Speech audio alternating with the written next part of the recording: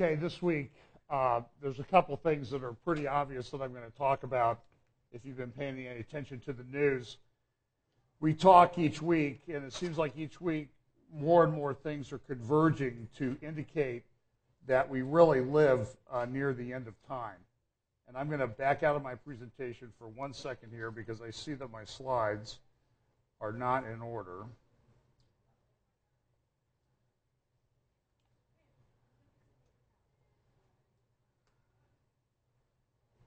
Hang on here.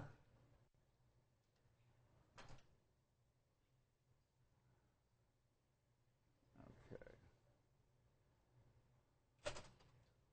I apologize for this. This is what happens when you work right up until just before you start. So we talk about the convergence of events and things that indicate that we do live in the last days, close to the end of the last days.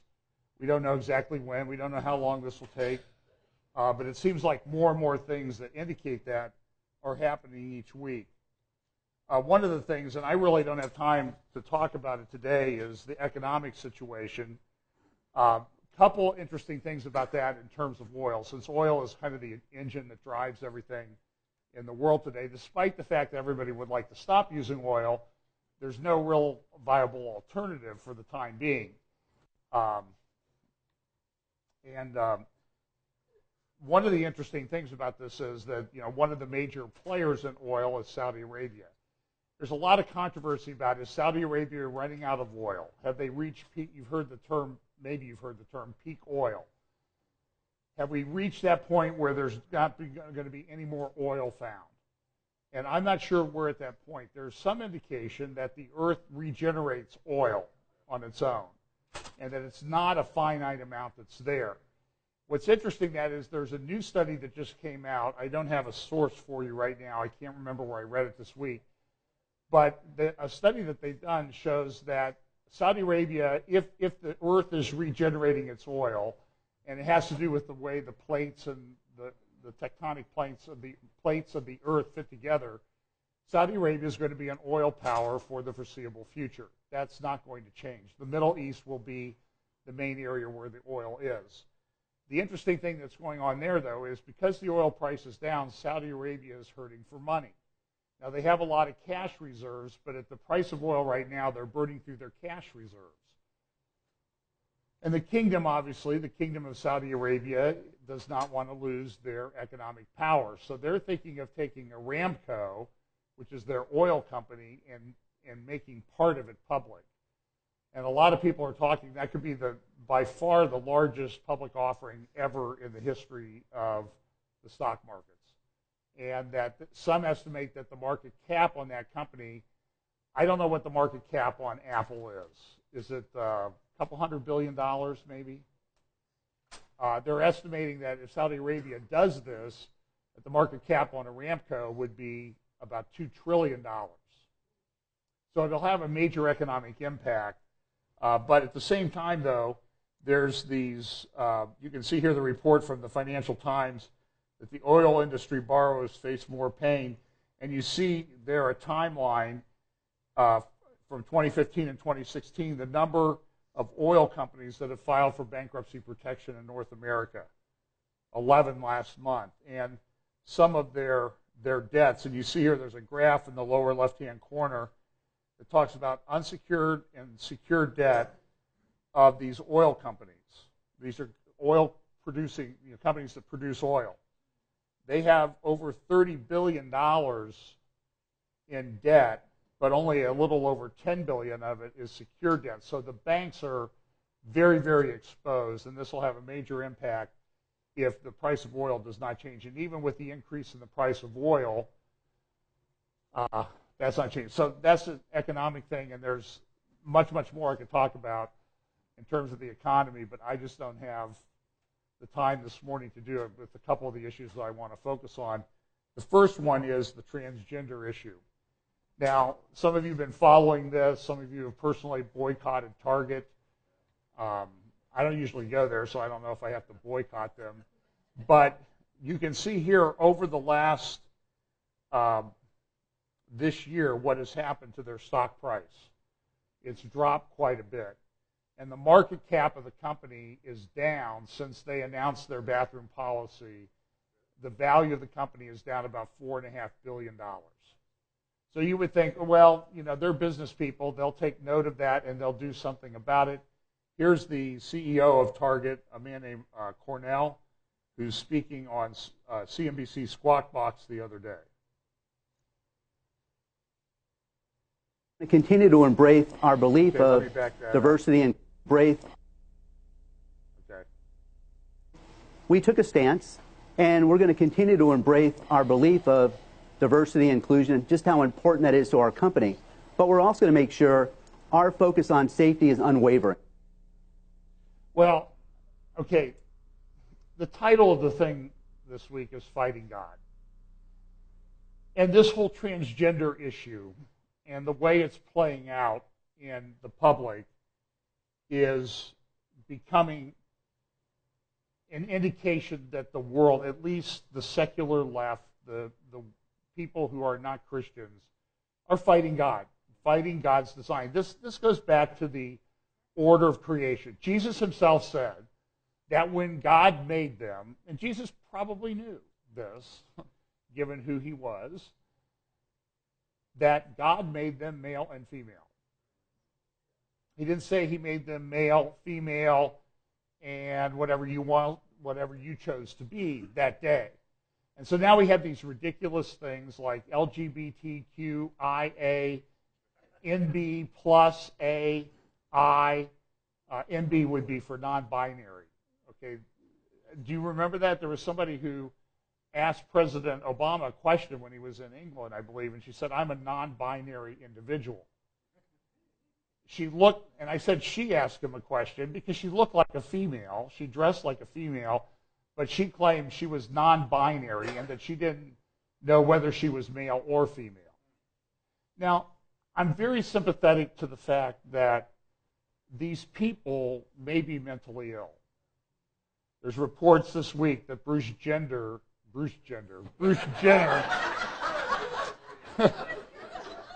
that's a Freudian slip, so to speak, is thinking of detransitioning. Now listen, he never had the surgery, so he never transitioned.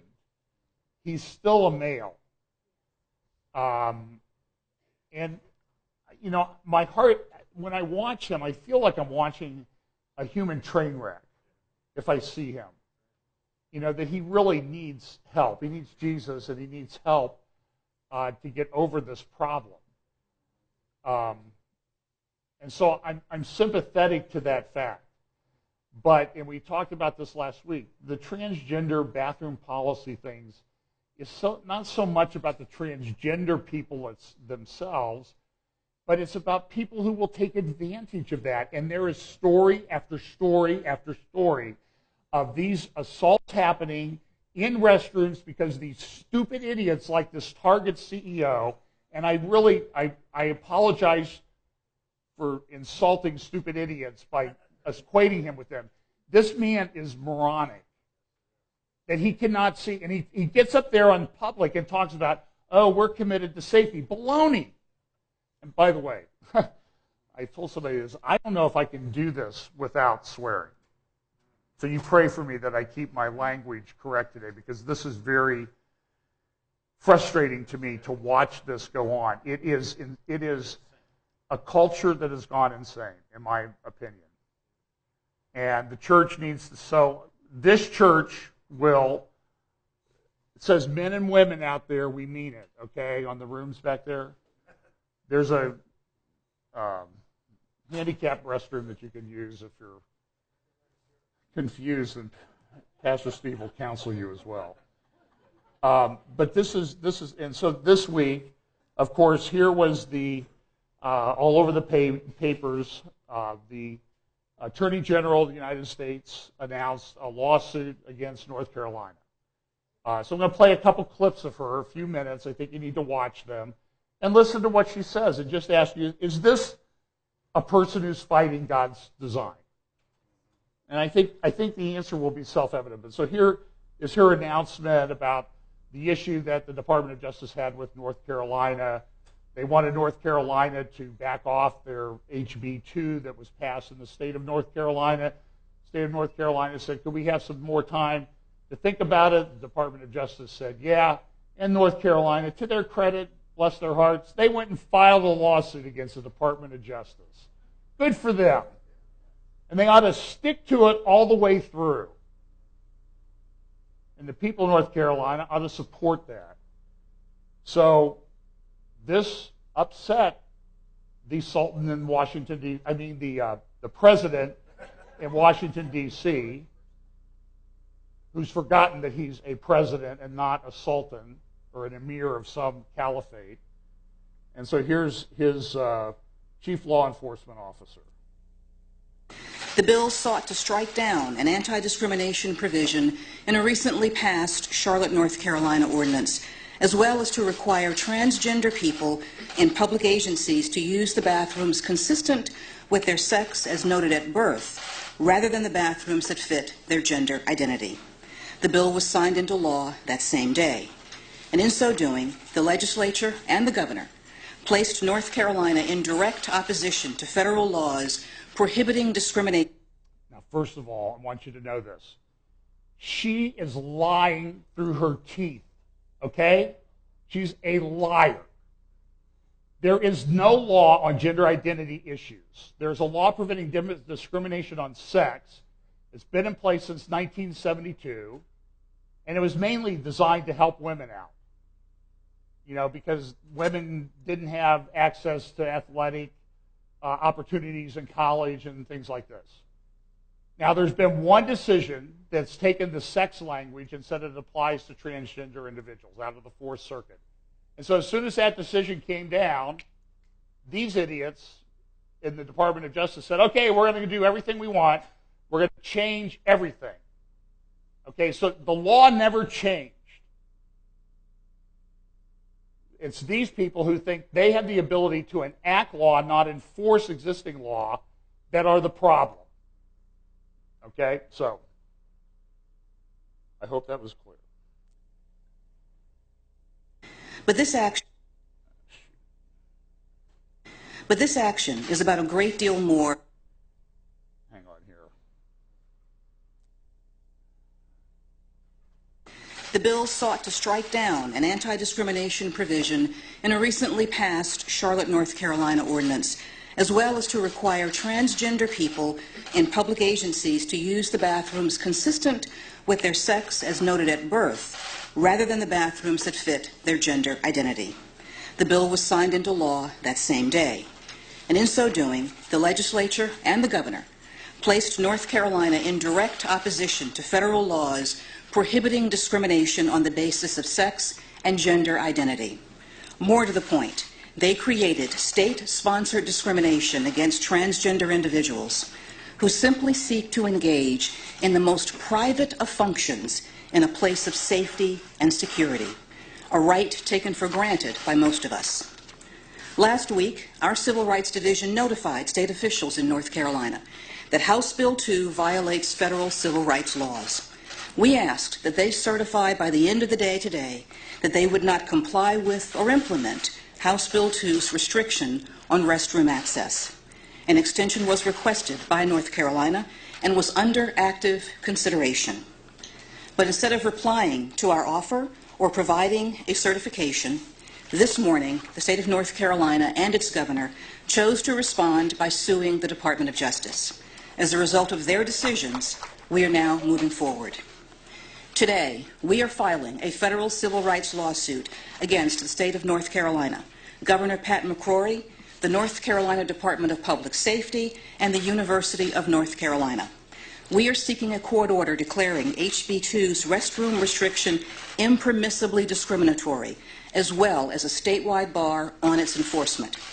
Now, while the lawsuit currently seeks declaratory relief, I want to note that we retain the option of curtailing federal funding to the North Carolina Department of Public Safety and the University of North Carolina as this case proceeds. Now listen, this I get a little exercise about this. I want to know, where is Paul Ryan, the Speaker of the House, who's been talking for weeks about his conservative principles, why has he not done one stinking thing about this? They control the purse strings in Congress. Now look, if Obama vetoes it, send something up there every day of the week and make him veto it. Make him look like the obstructionist. Don't just sit there and take it if you believe in your so-called conservative principles. I have my doubts, Mr. Ryan. I have my doubts, Republican Party. I have my doubts, Governor Kasich. What do you say, Governor Kasich? Are you going to take a stand on this? He hasn't yet, the right one. She continues. But this action is about a great deal more than bathrooms. This is about the dignity and the respect that we accord our fellow citizens and the laws that we as a people and as a country have enacted to protect them, indeed, to protect all of us. And it's about the founding ideals that have led this country, haltingly but inexorably, in the direction of fairness, inclusion, and equality for all Americans. This is not the first time that we have seen discriminatory responses to historic moments of progress for our nation. So that was on Monday or Tuesday. Friday, as we talked about last week that this was coming, they issued a joint thing. You can see here the letterhead, U.S. Department of Justice, U.S. Department of Education, Office for Civil Rights, and the Civil Rights Division of the DOJ, issued a letter, guidance to schools. Every single school in the country is supposed to receive one of these. And so the question is, what do you do about this? Go to your school board. Ask your school board members, are you going to go along with this, or are you going to stand up to this bullying by the federal government? And if they say no, then vote them out of office. That's the simple way to do it. Make them accountable for where they're going to stand on this particular issue.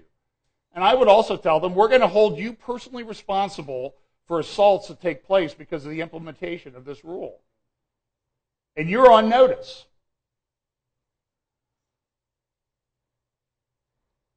For example, here's out of the Financial Times in London. Policies to help transitioning staff. This is a major business newspaper.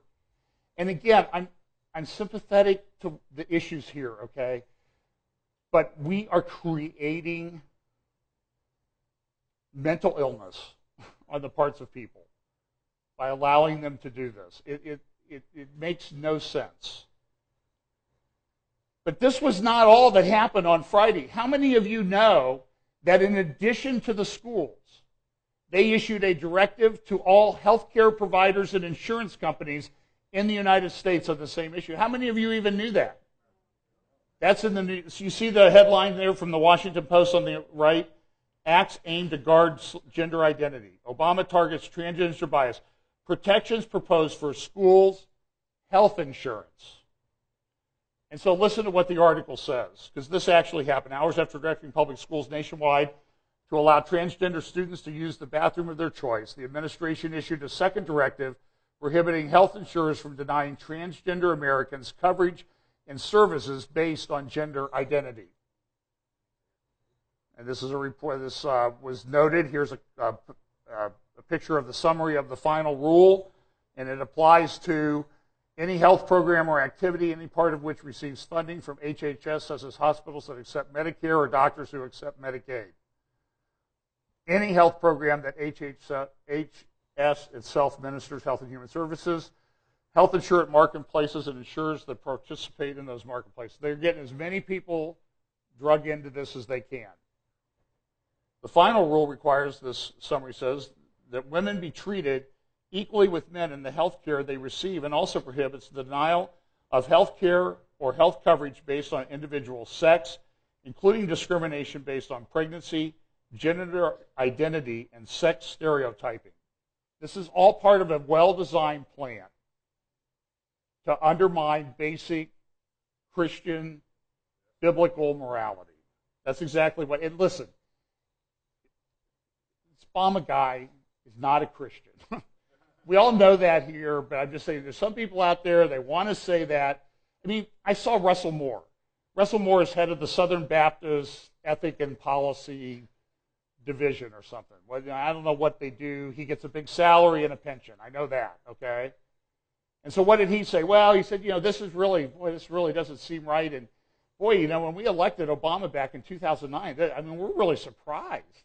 Listen, if you are surprised, you were not paying attention to who this guy was. And you're heading up a division about policy and ethics, and you couldn't see this coming from this guy? The final rule also requires health programs and activities to treat individuals consistent with their gender identity. This is not based on science. This is postmodernism run amok. This is all based on feelings.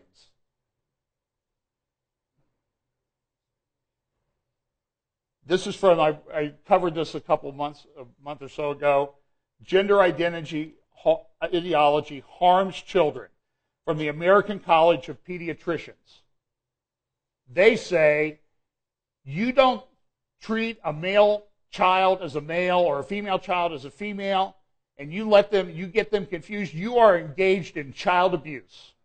One of the guys who authored this was Dr. McHugh, who used to be a psychiatrist. He's a professor emeritus or psychiatrist emeritus at Johns Hopkins, which is where they did the first of these sexual reassignment, sex change surgeries.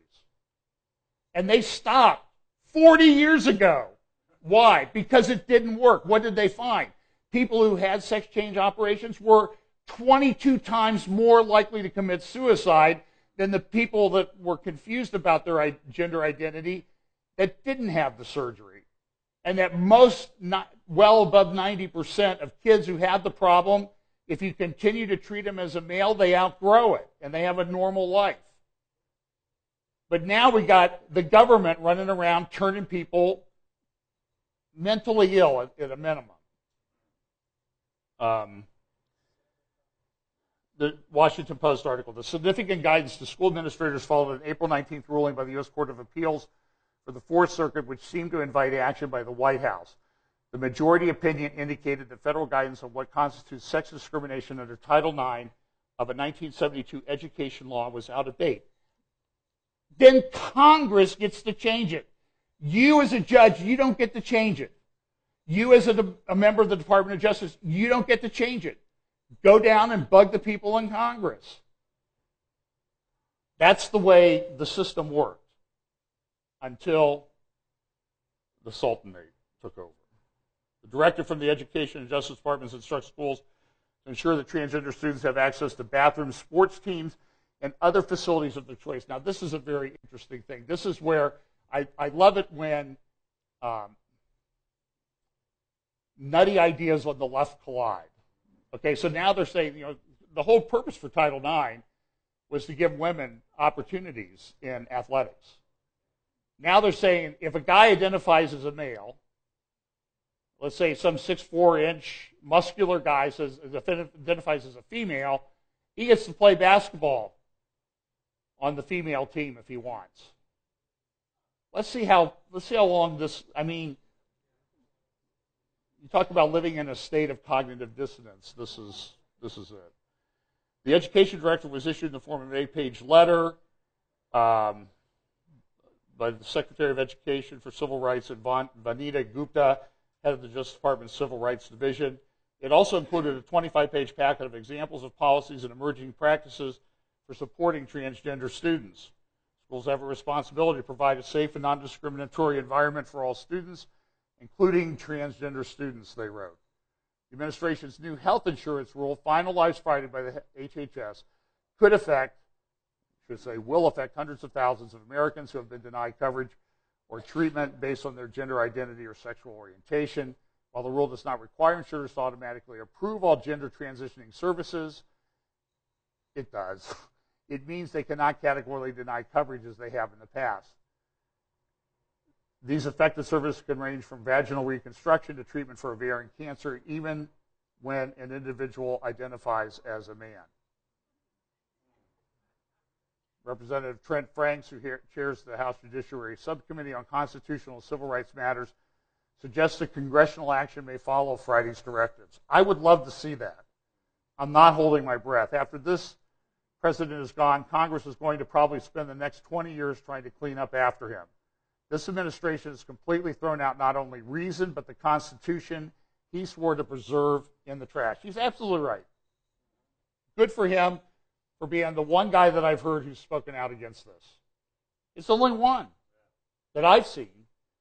Now, other than some state governors. By the way, Pat McCrory, you know what he did before he became governor of North Carolina? He was the mayor of Charlotte.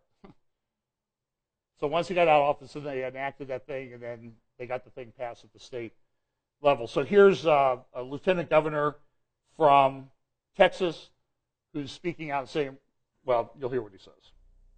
We will not be blackmailed by the president's 30 pieces of silver. If they want to keep their money, keep their money. They're not going to buy our children. They're not going to tell families what to do. We will find a way in Texas to find the dollars if they want to pull the money. This does underscore the risk of electing a right-wing radio host to a statewide elected office. The arrogance. Do you see the arrogance there?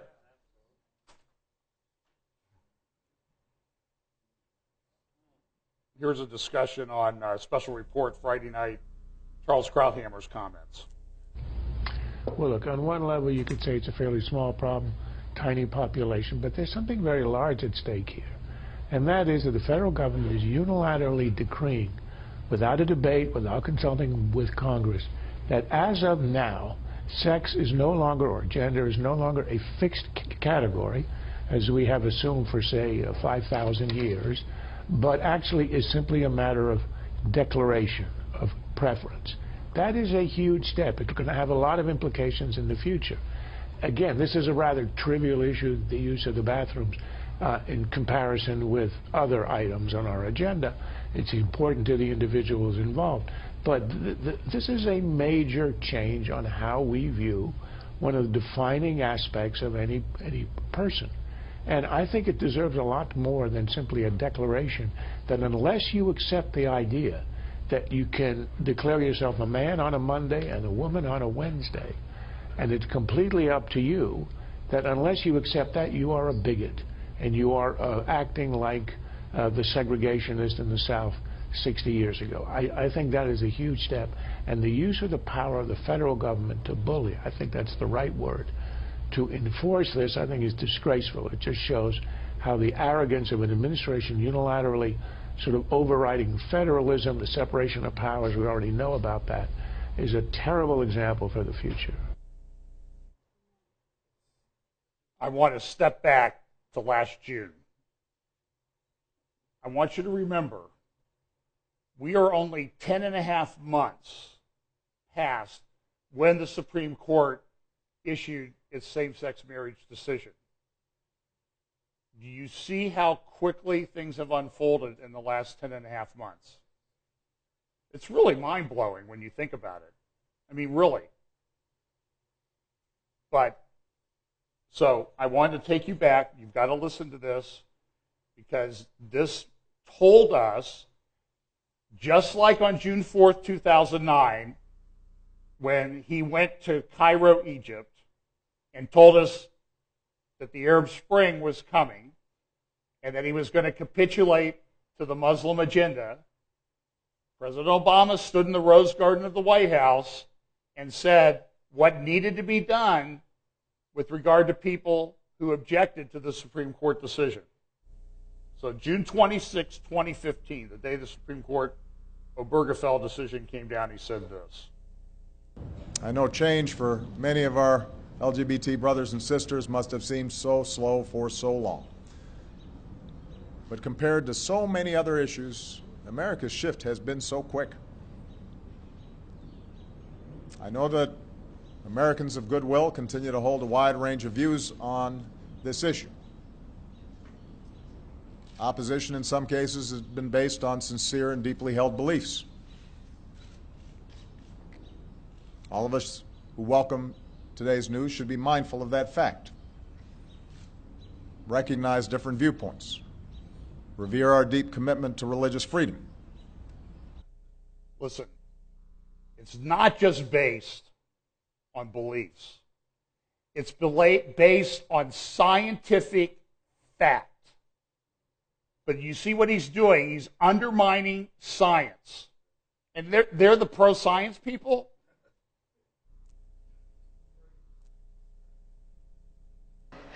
Well, anyway, he goes on to talk about that. But if you think it's going to get any better, and Brett Stevens, who I respect a lot, in his analysis on foreign policy and that type of thing, wrote an article this week and said, the conservative case for Hillary Clinton. We'll just have the... Did some of you see this article? Look, somebody was saying, you must be pro-Trump because you don't criticize Trump. I'm like, have you not been able to find anything negative about Donald Trump? I mean, it's pretty easy to find. I'm just telling you what I think is the worst case scenario to avoid in this whole thing, this election. But Brett Stevens says, well, we'll elect Hillary Clinton, and the Republicans will not let her do anything, and they'll stand firm and How has that worked for 8 years?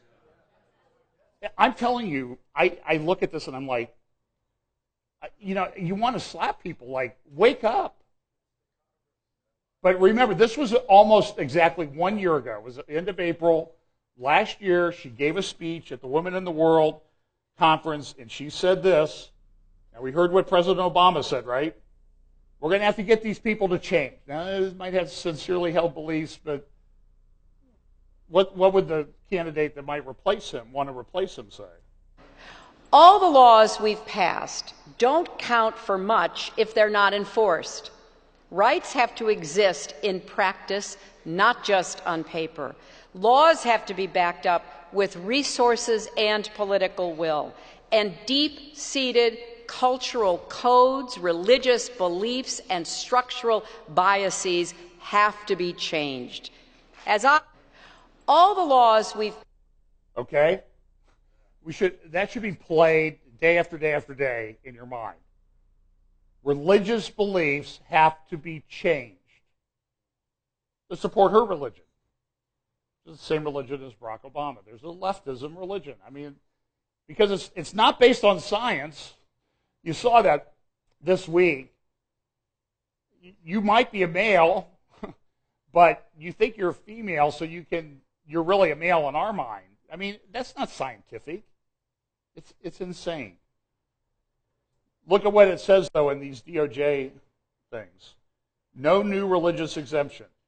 The proposed rule sought comment on whether there should be an exemption for religious organizations in circumstances which non-discriminatory obligations conflict with religious belief. As noted above, the final rule in Section 1557 does not include a religious exemption. However, the final rule does not displace existing protections for religious freedom and conscience. In Illinois, there was a male, who claimed he was female, and his parents wanted accommodation made for him to use the girls' locker room. They wanted him identified as a female on all of his school records.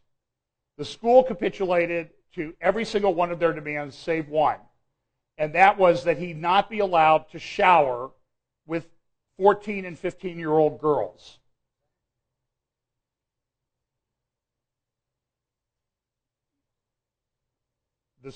The Office of Civil Rights of the Department of Education, the school district said, we'll make other accommodations.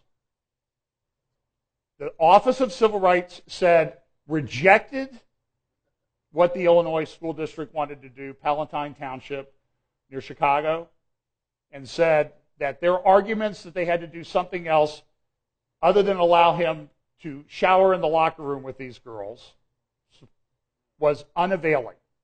What do you think the government is going to do with everybody who claims a religious exemption or a conscience violation? They don't find common sense arguments availing. They specifically find them unavailing. Romans chapter 1, verse 22, professing themselves to be wise, they became fools, and changed the glory of the uncorruptible God into an image made like to corruptible man, and to birds and four-footed beasts and creeping things. Wherefore God also gave them up to uncleanness through the lust of their own hearts, to dishonor their own bodies between themselves, who changed the truth of God into a lie and worshiped and served the creature more than the Creator, who is blessed forever. Amen. For this cause, God gave them up unto vile affections, for even their women did change the natural use into that which is against nature. Verse 28. And even as they did not like to retain God in their knowledge, God gave them over to a reprobate mind to do those things which are not convenient, being filled with all unrighteousness, fornication, wickedness, covetousness, maliciousness, full of envy, murder, debate, deceit, malignity, whisperers, backbiters, haters of God, despiteful, proud, boasters, inventors of evil things, disobedient to parents, without understanding, covenant breakers, without natural affection, implacable, unmerciful, who knowing the judgment of God, that they which commit such things are worthy of death, not only do the same, but have pleasure in them that do them. I think additional commentary on those verses, in light of what we see unfolding in our world right now, is unnecessary. We are at that point, no doubt.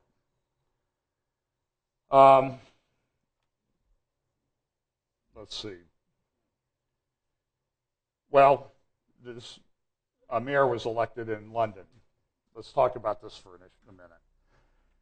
Donald Trump's ignorant view of Islam could make both our countries less safe. It risks alienated mainstream Muslims around the world and plays into the hands of extremists. A columnist writing in Financial Times, Gillian Tett, what New York can learn from London. And she talks about, well, maybe New York will elect a Muslim as mayor. She notes this, never mind the fact that there are an estimated 800,000 to 900,000 people of Islamic faith living in New York. A Muslim in office was simply too divisive, with or without the antagonism now being whipped up by people such as Donald Trump. By the way, there's 8 million people in London, 1 million Muslims. About 12%, 12.5% of the population, and this man was elected in a landslide in London. As I listened, I felt sad about the tarnished image of Islam today. You know, she had to go down Oxford. There's a video out there. I just saw it this morning. Look it up, Oxford debate on Islam. And the lady who's speaking, she goes through this wonderful litany of, you know, Sudan, Algeria, Nigeria, ISIS, Iraq. She lists about 20 things, and she's like, Islam's not tarnished because we talk about it. It's tarnished because of what it does. But this is what an elite person says, a tarnished image of Islam. But I was also struck by the subtle but powerful differences in how Londoners and New Yorkers talk about identity. To put it another way, when Mr. Khan says that being a Muslim is just one part of his multifaceted British identity, and it probably is for him, he's a man of the left, he is reflecting a vision that many voters share and embody. Why do they feel this way? One reason is that British people are less earnest about religion than many Americans, but more importantly, in modern London, identities are fluid. You see the connection here? They lose the ability to reason. It's a reprobate mind. God gives them over, and they, as our friend Jacob Prash says, they think like morons. There's just no other, I can't think of another way to describe it. Mr. Khan's election makes me very proud of my London origins, not because he is a Muslim, but because most voters do not particularly care that he is. And I'm hoping that he will visit New York soon to highlight the truth that identity does not have to sit in neat boxes, even in the ballot box. The very wise Melanie Phillips wrote a great article Friday in the Jerusalem Post, From Zero to Hero in Londonistan. Now, she wrote a book called Londonistan about 10 years ago, saying this is what's going to happen, and pretty much everything she said in that book, still available, you can buy it, is coming true. Those wondering whether Britain now gets it about the threat from Islamic extremism or whether it is still a weak link in the West defense chain would do well to look at the election last week of Sadiq Khan as London's mayor. During the campaign, several people from the Prime Minister, David Cameron, downward, expressed anxiety about Khan's past association with Islamists. Britain's Defense Secretary, Michael Fallon, suggested that London would be in more danger from extremists if Khan was in charge, a claim he later softened under pressure. A strange thing then happened. Khan's election ricocheted the new mayor and former Labor MP from zero to hero. Those who expressed extremism concerns have been denounced as racist. Sidebar. Their attackers appear to think Islam is a race, but let's put that to one side. Yeah, when they reason like they do, you think Islam is a race. Londoners are now telling themselves gleefully they have elected the most powerful Muslim politician in the Western world. Some people in America might dispute that, but that's another discussion. Representing 8.5 million people and responsible for a 17 billion pound budget. The concerns expressed about him, however, remain unaddressed. His repeated support for a succession of Islamists seemed to go way beyond his duties as a human rights lawyer. For a period, he chaired the Legal Affairs Committee of the Muslim Council of Britain, a group linked to the Muslim Brotherhood, identified by the United States Department of Justice as a terrorist organization. Khan's election is being represented as a victory over bigotry. One commenter noted that as a thick, dense fog of self-congratulation had settled over the city for electing a Muslim. In 2004, Khan told members of parliament that the Brotherhood cleric Yusuf al-Qaradawi, you know who he was? He was the main al-Qaeda religious man who sort of filled in when Osama bin Laden was killed. I believe he's American, lived in Yemen, was killed in a drone strike. He's a terrorist. He's an Amman terrorist. And so what did the mayor say back in 2004? He is not the extremist that he is painted as being, even though Qaradawi supported suicide bombing in Israel and Iraq and justified wife beating and the punishment and possible execution of homosexuals. In his first statement as mayor, Khan falsely accused David Cameron of driving a wedge between Londoners on ethnic lines. Despite berating the Prime Minister for distracting attention from issues of concern to all Londoners such as housing, transport, and health care, the new mayor's very first comments played the Muslim card. And just like when you get into these discussions, about theology and stuff, oh, you're just a Pharisee. Okay, here's my experience. The first person to make the Pharisee accusation is usually the Pharisee in the conversation. Okay? And the first thing he did was play the Muslim card, which means it's very, very important to him. Soon afterward, he played again by denouncing Donald Trump for intending to bar Muslims from America until his administration could figure out Islamic extremism. Rejecting Trump's statement that he would make an exception for London's new mayor, Khan declared that he was speaking for all Muslims. Yet this is the man who has supported murderous anti-Semites, who himself called for sanctions against Israel during Operation Cast Lead in Gaza in 2008, and who during Operation Protective Edge in 2014, just 2 years ago, condemned Israel for causing death, suffering, and hardship in the killing of hundreds of innocent civilians. He's as bad as our government. He doesn't care about facts either. If Israel were again forced to take military action against Hamas in Gaza, though, does anyone believe Khan would not once again be lending his voice to the false and anti-Jewish narrative of Israeli atrocities? Of course, he could say this is merely how the whole of progressive Britain views Israel. In this, he would be entirely correct. That's why Sadiq Khan is not the real problem in Londonistan. Very, very excellent article by Melanie Phillips.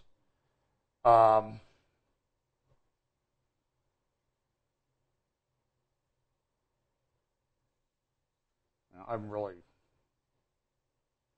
short on time. This ISIS thing continues to grow. They're now threatening Israel. Caroline Glick, I don't have time to go into it, has a very good article in Friday's Jerusalem Post. You can go there and read it. We'll try to put the link in the show notes or the YouTube notes for here. The Fruits of Subversion. She talks about the fact that the Israeli military establishment has become very, very much a problem, and they're subverting Israel because they're more opposed to Netanyahu than they are about engaging in facts. And she cites a number of examples of the Israeli military leadership that are very, very troubling, and you really should go read that article. This is kind of interesting. In sign of deepening rift, Iranians won't join in the pilgrimage to Saudi Arabia. That is something that bears watching. So the Iranians won't be going to the Hajj this year. How many people died in the Hajj last year? It was thousands of people died. And so it's well said. Now I'm going to make a few comments about this, and then I'm going to close with an article about Caroline Glick about Israel. And so I'm going to try to do about 30 minutes of stuff in the next 12 minutes, which probably is not going to happen. But tomorrow, May 16th, 2016, is the 100th anniversary of the signing of the Sykes-Picot Agreement. Now, the Sykes-Picot Agreement was an agreement between France and Britain to divide up essentially the remnants of the Ottoman Empire. There's been a lot of commentary on it this week because of the 100th year anniversary. Some people say it was not that big a deal that they enacted, and other people say this is what led to the problems in the Middle East. I think the best analysis is there were a couple of people, there were governments that thought that they could divide up the Middle East and draw borders where none had previously existed, and that there would be no consequences to that, and they were smarter than everybody else in the room. And the real issue is that we see what happens when those borders start to break down and there are not strongmen in place to oppress people. And literally all hell is broken loose in the Middle East. That's pretty obvious. And you can see here there's some good graphics from the New York Times this morning on their review section laying out, how Sykes-Picot divided it up. There was this dream that the Egyptian government have of creating a united Arab republic. Some of you remember that when we were younger. There's actually an alliance for a time. Syria and Egypt formed the United Arab Republic. Israel, of course, came into. France divided Syria up. The Americans came in. We thought we could do some things. And what we have now, though, is we have chaos in the Middle East. It's clear. Daniel Pipes, writing in last Monday's Washington Times, said a shocking document turns 100. The secret agreement that shaped the Middle East set the stage for lethal instability. And he's probably right. Another newspaper, I think this is in the Jerusalem Post, said borders melt down 100 years after the Sykes-Picot Agreement. This is the original, a picture of the original document where they were going to divide up. This is Sykes on the left, Picot on the right, and the blue areas were, the A areas were France, the B areas were Britain, the yellow areas were Russia, the green areas were Italian. But the main area was there in the Mesopotamian Valley because of Iraq and Iran and all the things that converged there, including the oil wealth, and eventually led to the creation of Iran and Iraq. Here's a sort of Google Earth overlaid with the split in the Sykes-Picot Agreement. And you can see, and so we're still dealing with these issues today. But the lines that were drawn on the map, I hope they were drawn in pencil because they've been erased now. The lines on the maps that you have, that you carry around, that you look at, we have this fiction that there's still an Iraq. We have this fiction that there's still a Syria. We have, these things they don't exist anymore. Iraq doesn't exist. Syria does not exist. There are, people won't put ISIS on the map, even though it controls a large swath of the Middle East in this area. And it's a problematic thing. The Economist talked this week. Their whole cover article was a special report on the Arab world, the war within. And it talks about how, that this is a monastery that's outside of Mosul. And from there you can see sort of all these problems converging in the Middle East. They have some good maps there about what Sykes-Picot was and the problems it have today. And it shows the different ethnic and religious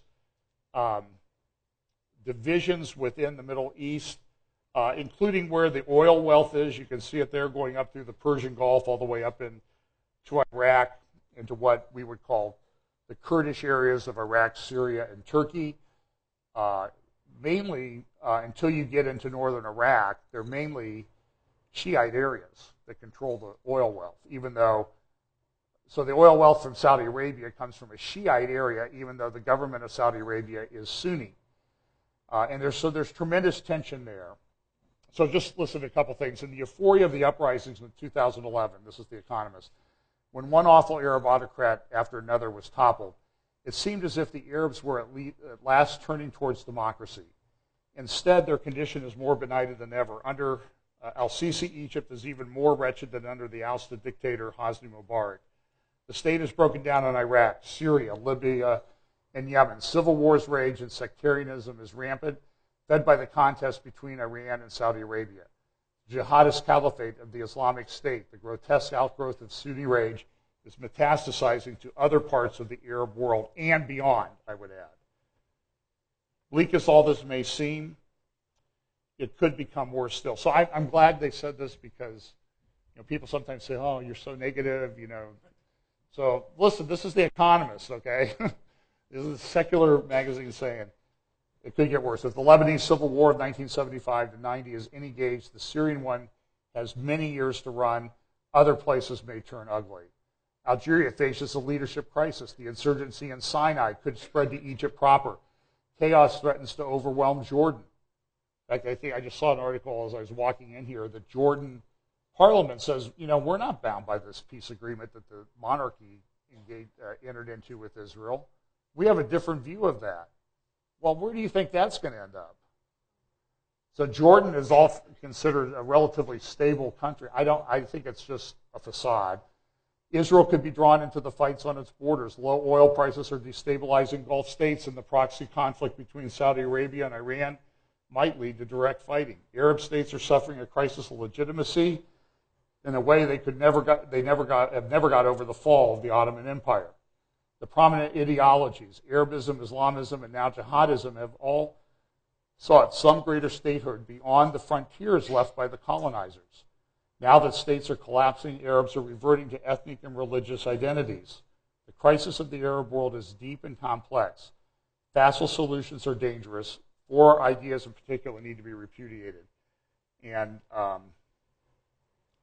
I think rather than go through those 4, I'll let you, we'll put a link to the Economist article in the notes for the YouTube video, and you can go read those on your own. Now, so in light of all this instability, what always seems to come back to the core issue? The core issue is Israel. So the Middle East is melting down, and so what do they want to do? Well, they want to go after Israel. Because Israel's the problem, and our president is focused on who goes to what bathroom. And so today there's an issue. There's 2 things that are coming out. There's a French initiative to make peace between Israel and Palestine, and there's going to be a report come out from the Quartet in the next couple weeks. The Quartet being the 4 major powers that have been trying to force a peace between Israel and the Palestinians. Dore Gold has a great thing, and this is in either Friday's or today's Jerusalem Post, about why we should say no to the French, and why Prime Minister Netanyahu brought up the Golan Heights, and why that's become such a hot issue. Because it's going to be an issue, and Dore Gold is right. He says we brought it up because it's going to be an issue down the road, and we wanted to put a stake in the ground as to what our position is and what it's going to be and what's not going to change. And so, but what you see, though, is you see this kind of unfolding of all of this turmoil in the Middle East. Foreign Affairs had an article this week, Anti-Semitism and Terrorism. And it's an excellent article. Again, I don't have time to go into it. Another news weekly from England called the New State, maybe Scotland, the New Statesman. I think it's a center-left magazine called Anti-Semitism: The Longest Hatred, and it goes into quite an extensive discussion about this anti-Semitism. It's different than all other forms of what we would call racism in the world. Sadly, anti-Semitism in France is only the starkest manifestation of a growing contemporary Jew hatred in Europe and across the world. The cancerous belief that the world is run by an international Jewish conspiracy shapes the worldview of much of Iran's governing elite, operatives in the Islamic State, nationalist leaders in Slovakia and Hungary, and a major Palestinian political organization. And others that claim to be Christian organizations spout the same things. It even pervades parts of mainstream British political party, the party of Mayor Khan, the Labour Party, and our university campuses too. Where did this poison come from? Is there an antidote to it? And it goes on to analyze how these blood libels about Jews came about, and some of the early examples of that, even back as far as 1144.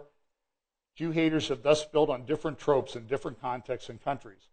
What unites modern anti-Semites, however, is the conspiratorial belief that Jews run the world. Its foundational text is the Protocols of the Elders of Zion. And this is a book that came out. It was published in St. Petersburg, Russia, back in the 1800s. It's a fraud. But I see it cited by people who claim to have Christian ministries as if it is fact. First published in the St. Petersburg newspaper in 1903 and subsequently reprinted many times by Russia's political and religious authorities, this forgery purported to be a blueprint for a secretive scheme to overthrow all existing governments, institutions, and religions, and in their place to construct a Jewish world empire. It is this belief, I believe, that will lead to the push for the final Holocaust that we will see unfold, unfortunately. I pray it doesn't happen, but it does appear to be prophesied will unfold in the 70th week. Since the protocols first appeared, millions of copies have been published and the text has been translated into many languages. But nowhere has it been disseminated more widely in the past half-century than in the Islamic world, where political anti-Semitism is a relatively recent phenomenon. After 1948, anti-Semitism among Arabs, what happened in 1948? Israel became a country, was exacerbated by the defeat of their armies by a people traditionally confined to a subservient position in the Muslim world. The tragic consequence of the war was that hundreds of thousands of Jews from across the Arab world, members of 2,000-year-old communities, were now identified as Zionist agents persecuted and ultimately driven to seek refuge in Israel. The leader of the 1979 Iranian Revolution, Ayatollah Khomeini, declared in his book, Islamic Government, published in 1970, that, quote, Jews and their foreign backers are opposed to the very foundations of Islam and wish to establish Jewish domination throughout the world. Khomeini's successor, Ayatollah Khamenei, still the leader of Iran, the supreme leader, often denies the Holocaust, and he and other Iranian leaders routinely refer to the global dominance of Jewish and Zionist forces, terms that they use interchangeably.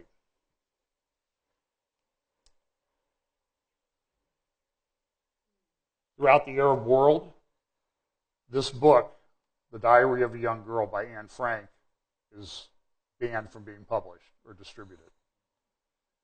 What is striking about all of these attacks is they are directed against Jews worldwide rather than Israel itself. In part, to be sure, this reflects the Jewish state's capacity to defend itself, but it is also a sign that these anti-Semites see themselves as engaged in a global struggle against Jewry rather than just a regional contest against Israel. And it goes on to talk about how this is a very difficult problem to deal with, and it is a problem. We must make clear that the establishment of the State of Israel was a product of global, especially European anti-Semitism, and not the other way around.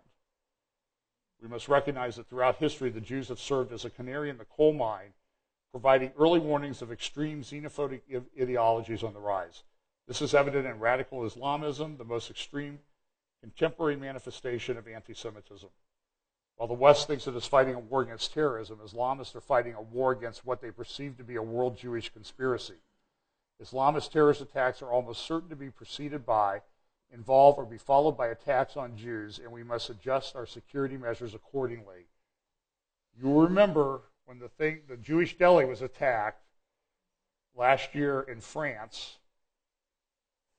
a Jewish deli, our State Department and our president could not bring themselves to say that attack had Jews as their object. It was just happenstance. you can't think clearly on this transgender issue, you're not going to be able to think clearly on almost any other issue. They are inextricably linked together. Above all, we must be well aware of the stakes. Supporting Jewish people worldwide against the new anti-Islamism, be it Islamist, far-rightist, or leftist, is not so much of a matter of demonstrating solidarity, but of ensuring our own survival. They must eschew the example of Belgium, where the authorities asked the Jewish community to drop Purim celebrations, pleading insufficient manpower to protect them after the Brussels attacks in March. The symbolism of the great synagogue of Europe and the political capital of our continent canceling service on a major Jewish holiday was shattering. By dedicating themselves to defending Jewish institutions across the country, French security authorities have shown that they recognize that paranoid anti-Semitism is a threat to civilized values everywhere. As soon as the rest of the world wakes up to this and ensures that Jews never again will have to flee persecution, the safer we all be. Look, folks, this is highly prophetic, the way this is unfolding.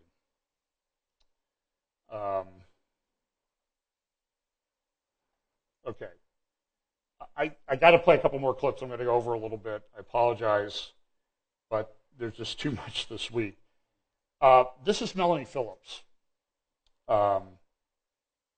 interviewed recently on one of the Israeli television stations or programs, and she's talking about how people view this Israel thing in Europe, and I think it's very instructive.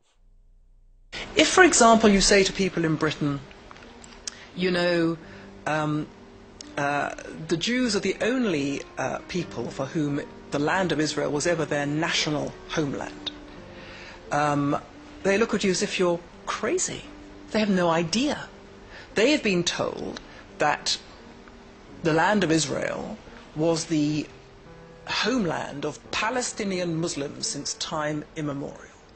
They have no idea that historically this is absolute garbage. No one's told them. No one tells them this. They have absolutely no idea of the legal commitments entered into by Britain and the international community after the First World War, which said that on account of their unique claim to this land, the Jews should be settled throughout Palestine. And you're talking about the intellectual community, about the press, about the theater world, the arts. I'm talking about the universities. I'm certainly talking about all those people. And you know, you have this here in Israel.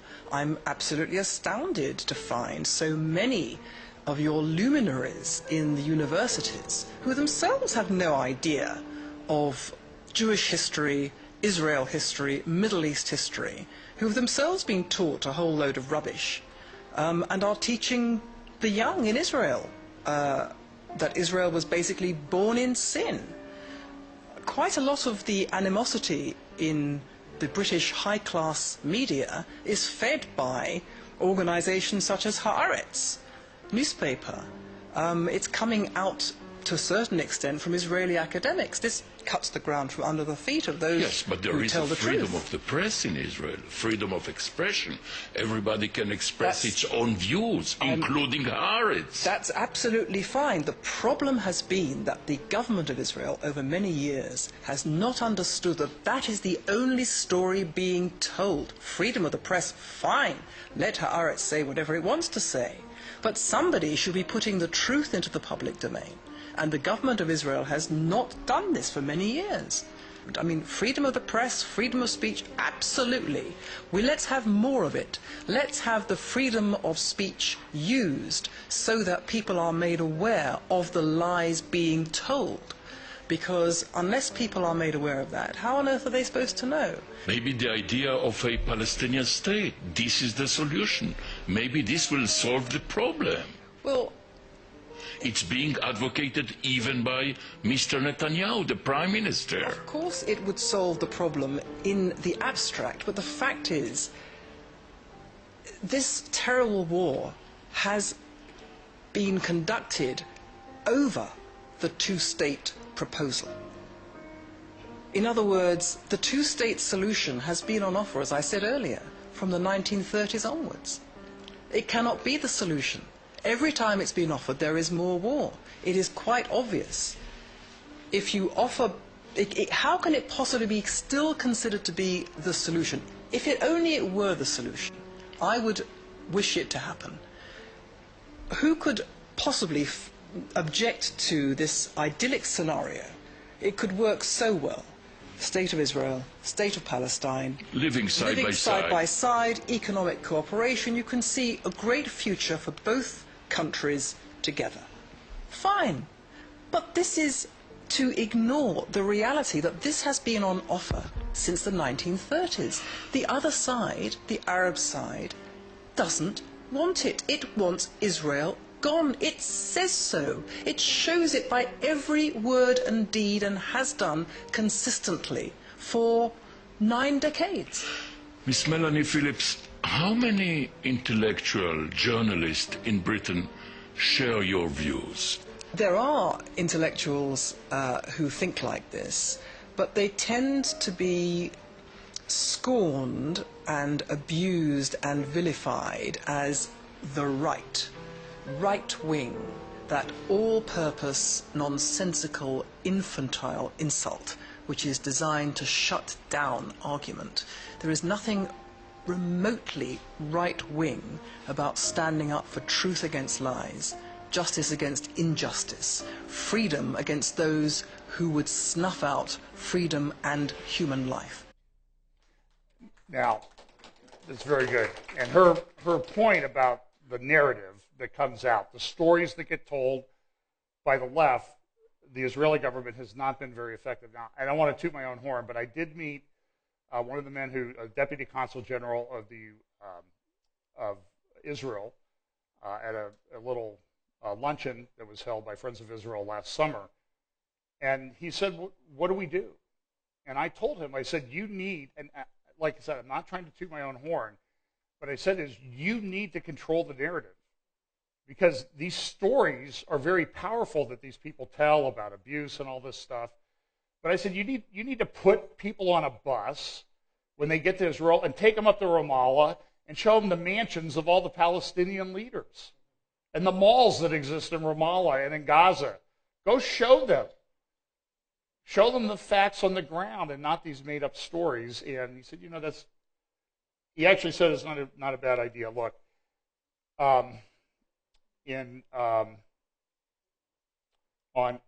this is a picture of sand dunes along the Mediterranean coast in Israel.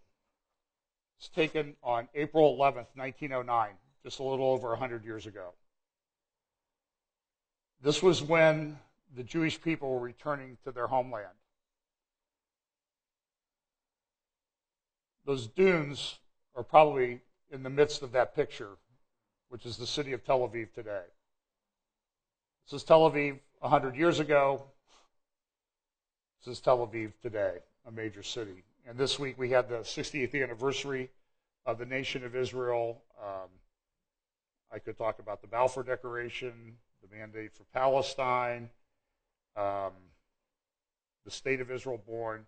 I'm going to play just a part of this clip that I've played many times before. This happened 68 years ago yesterday in Tel Aviv.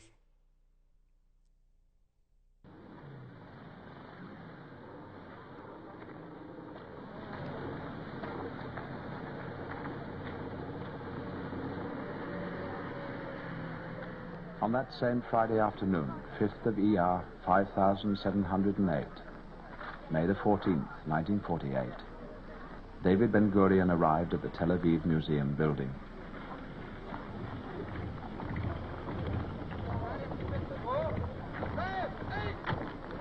His entire life had been directed towards this very moment.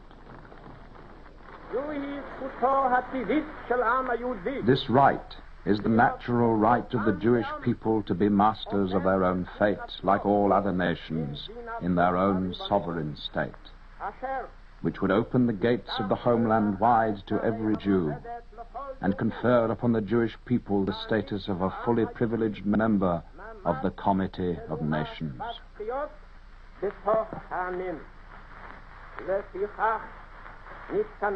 Accordingly, we members of the National Executive, representatives of the Jewish community of Eretz Israel and of the Zionist movement, are here assembled on the day of the termination of the British mandate over Eretz Israel. And by virtue of our natural and historic right, and the strength of the resolution of the United Nations General Assembly, here declare the establishment of a Jewish state in Eretz Israel, to be known as the State of Israel.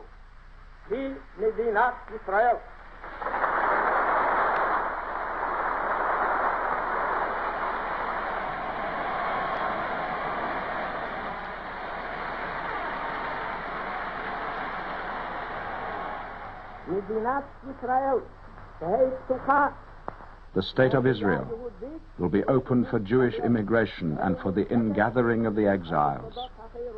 It will be based on freedom, justice, and peace, as envisaged by the prophets of Israel. It will ensure complete equality of social and political rights to all its inhabitants, irrespective of religion, race, or sex. It will guarantee freedom of religion, conscience, language, education, and culture. First of all, I wept. Since then, I don't believe that I have shed tears. I had associations from my childhood in America. We learned at school about the Declaration of Independence. Over there, every child knows the preamble by heart and knows of the great men who signed it. And here am I, signing the Declaration of Independence.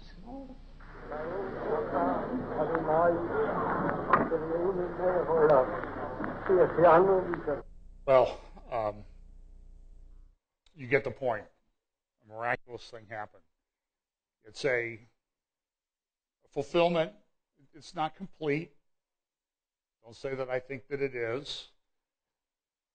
But it's what God talked about in Ezekiel chapter 38, bringing them back in unbelief when they didn't know it. He said, I'll bring you back, and then I'll sprinkle water on you and cleanse you.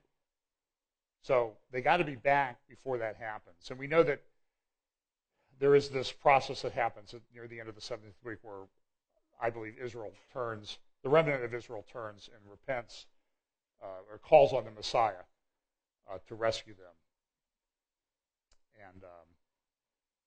And then the promise is fulfilled. All of Israel will be saved. But that's a yet future thing. So this is not, by any stretch of the imagination, over. Caroline Glick, I won't take the time to go into it. She has a great article last Tuesday. I'll probably talk a little bit about it next week, depending on what happens this week. But time for a new diplomatic initiative. And I really think that Caroline Glick and Melanie Phillips are very wise. They're very good analysts of what's going on and what needs to be done. But we need to understand that this is going to be a central issue as we move forward towards the end. It's what was prophesied. It's happening now, right in front of our eyes, and it's unmistakably clear that this is the time. So let's pray. Father, again, thanks so much for your grace and provision for all of us, that you reach out to us when we don't deserve your grace. Father, I just pray that you always help us to keep that in the forefront of our mind. And Lord, I pray that you will steel our minds and hearts against the onslaught of a culture that has lost its way, that we will be able to be salt in our world and light, and that you will allow our light to shine even brighter as it becomes darker and darker, and that we will live holy lives waiting for the return of your Son, Jesus Christ. In Jesus' name, amen.